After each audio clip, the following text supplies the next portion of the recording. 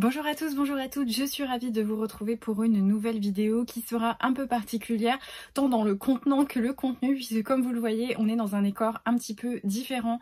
Je suis en train de refaire mes bibliothèques dans ma chambre, donc en fait le mur est totalement vide et mes livres sont tous étalés là à mes pieds dans la deuxième chambre de la maison.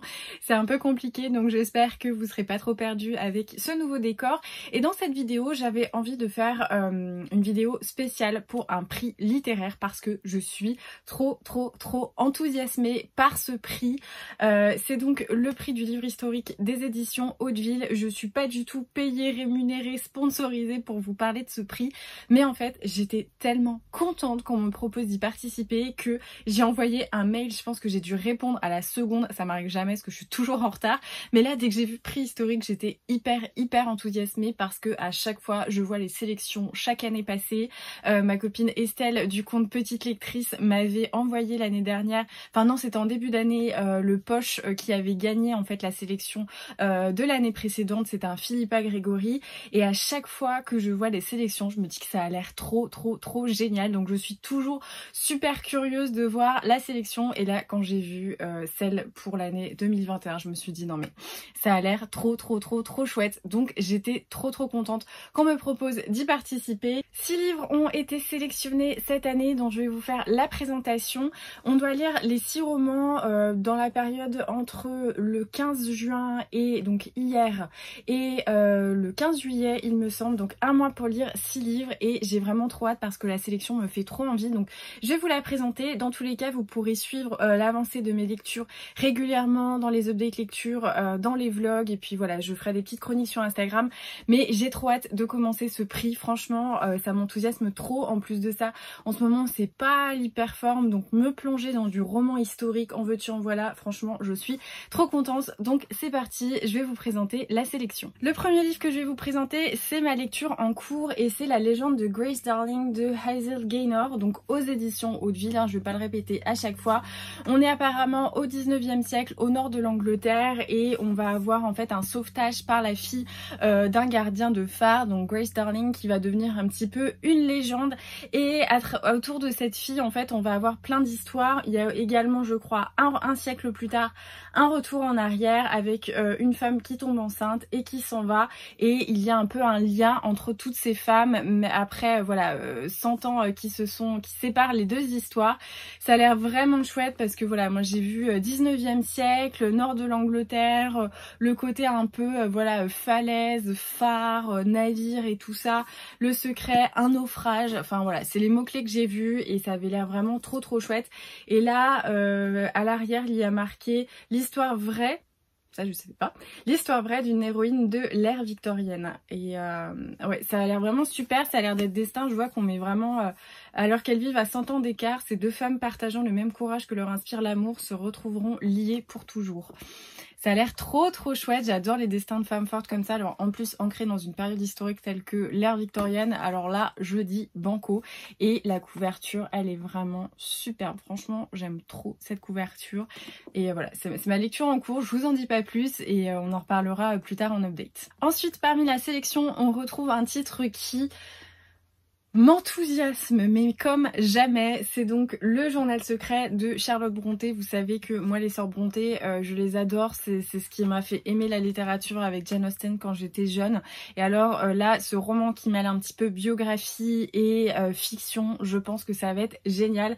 De ce que j'ai pu lire sur la 4e de couverture en fait on découvre un petit peu le journal, alors je sais pas si c'est le journal fictif mais apparemment je pense qu'il y a du réel et un petit peu de la fiction. Et dans le journal fictif en fait on suit Charlotte Brontë qui a un physique un peu quelconque, qui voilà était pas une fille qu'on remarquait beaucoup mais qui était dotée d'une incroyable intelligence. Elle vit dans le Yorkshire avec ses sœurs, son père qui est en train de devenir aveugle, et en fait on va suivre un petit peu en même temps que bah voilà les grandes histoires qu'elle invente, sa propre histoire, ses rencontres et les sentiments, les pensées qu'elle peut avoir très intimes aussi, sans doute liées avec des rencontres masculines. Et ça me tente beaucoup parce que voilà j'ai vu que c'était pour les fans de biographie, et des sœurs Brontë seront ravis.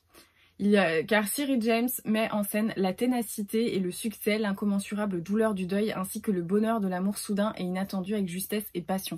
Ça a l'air trop chouette, franchement j'ai trop hâte de lire ce livre et d'avoir aussi un peu un aspect sur leur vie et pas tant sur les héroïnes, mais voilà, j'ai vu que ça disait que chaque Jane, j'en ai la conviction, mérite son Rochester, alors là ça me fait trop envie et j'aime bien le format, c'est un espèce de semi-grand format, c'est hyper pratique pour mettre dans le sac et voilà. Pareil, j'aime beaucoup la couverture avec le petit médaillon, la lettre derrière comme ça a l'air vraiment trop cool. Ensuite cette année on a également un livre de Philippa Gregory qui a été sélectionné et c'est donc La Princesse d'Aragon et j'ai trop hâte de le lire puisque ça retrace le destin de, comment elle s'appelait, c'était Catalina, voilà, princesse d'Espagne qui était l'infante d'Espagne et qui a épousé le frère d'Henri VIII et c'était vraiment un mariage arrangé mais qui a été finalement très heureux et à la suite de ça il va mourir, elle va se retrouver mariée à Henri VIII, donc au frère de son défunt époux et ensuite c'est l'histoire de son destin avec pour objectif de devenir reine d'Angleterre.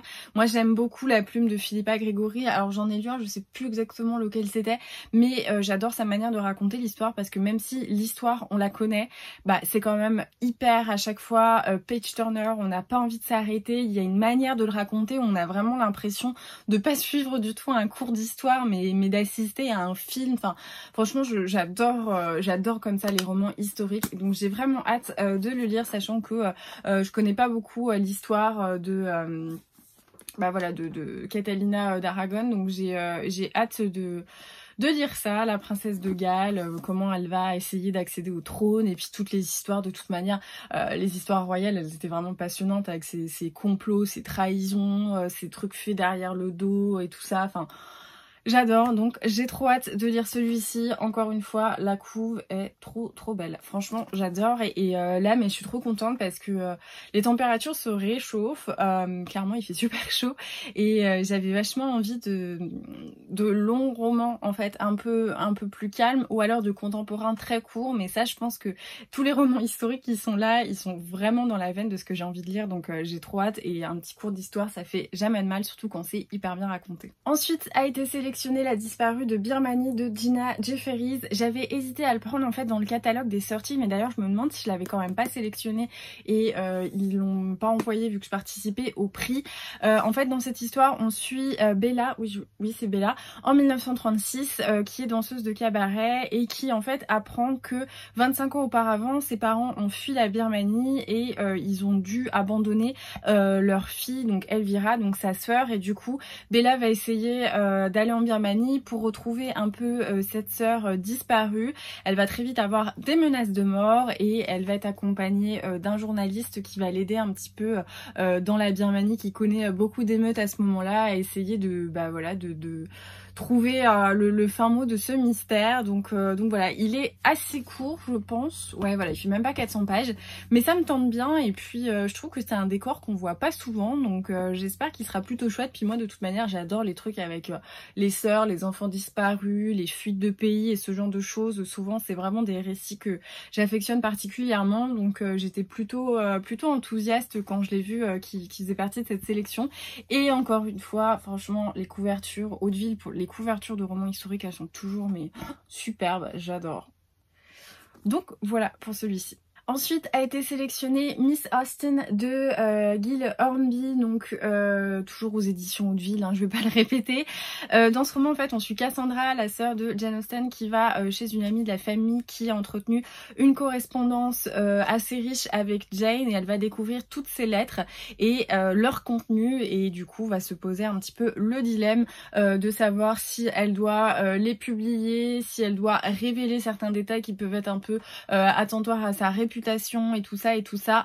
Je pense qu'on va aller un petit peu dans l'intime de la famille Austen, alors avec beaucoup de fiction j'imagine, mais moi ça me tente franchement. Pareil, on est au 19e, fin 19e, je pense que ça va être vraiment trop chouette de lire ça. De toute manière, moi à partir du moment où ça commence avec Angleterre, 19e, ère victorienne et tout ça, je suis à fond, donc voilà, je suis trop contente de lire celui-ci. Il est assez court, pareil, il fait même pas 400 pages et vraiment, je suis trop contente en fait dans cette sélection de voir des noms comme Brontë, Austen et tout ça. C'est vraiment moi ce qui m'a fait aimer la littérature. Donc là, je suis super contente de les découvrir d'une autre manière, peut-être apprendre avec ces récits qui mélangent un petit peu fiction et biographie, apprendre 2-3 détails de leur vie. Donc voilà, j'étais trop contente pareil de voir que celui-ci faisait partie de la sélection. Et enfin, le dernier livre qui a été sélectionné, c'est Aliénor d'Aquitaine, donc le tome 1 par Elizabeth Chadwick. Ça, je crois que ça fait vraiment partie des autrices un petit peu phares d'Hauteville. À chaque fois, je vois ces grands romans sur ces femmes qui ont marqué l'histoire de France. Donc là, on est au XIIe siècle, en 1137, et on suit Aliénor qui va devoir épouser Louis de France après le décès de son père, et du coup embrasser la vie royale, les responsabilités que peut savoir, les intrigues de cour et tout ça. Encore une fois, j'ai trop hâte de me retrouver dans l'univers d'une cour. En plus, lire des bouquins qui se passent au XIIe siècle, moi j'en lis pas souvent parce que je suis hyper attirée, comme je l'ai dit précédemment, par tout ce qui tourne autour du 19e siècle. C'est vraiment ça une période que j'adore, donc ça marche à tous les coups avec moi. Mais du coup, j'ai moins la curiosité d'aller vers des romans qui se passent dans d'autres périodes historiques. Donc je suis toujours super contente d'avoir dans des sélections des livres qui m'amènent à lire d'autres périodes. Aliénor d'Aquitaine, elle est très connue, mais finalement j'admets sans honte être assez ignorante de son destin, des tenants et des aboutissants de son histoire et tout ça. Donc je suis hyper contente encore une fois d'avoir un roman qui nous permet de s'éduquer, d'enrichir un petit peu nos connaissances historiques tout en restant hyper passionnant, avec une sensation de lire un roman et pas de suivre un cours d'histoire. Ça, je trouve ça vraiment trop génial, encore que j'adorerais suivre des cours d'histoire, donc c'est pas très vrai.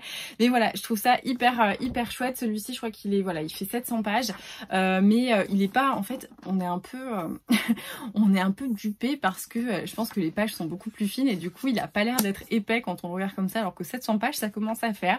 Mais pareil, ça me fait pas trop peur parce que le sujet me tente et puis voilà. Et voilà, c'est tout pour cette sélection pour du coup le prix du livre historique des éditions Hauteville, édition 2021, où je suis trop contente d'y participer. Tous les titres me tentent, franchement. Il n'y a pas un titre où je me dis je le lirai, est-ce que ça fait partie de la sélection.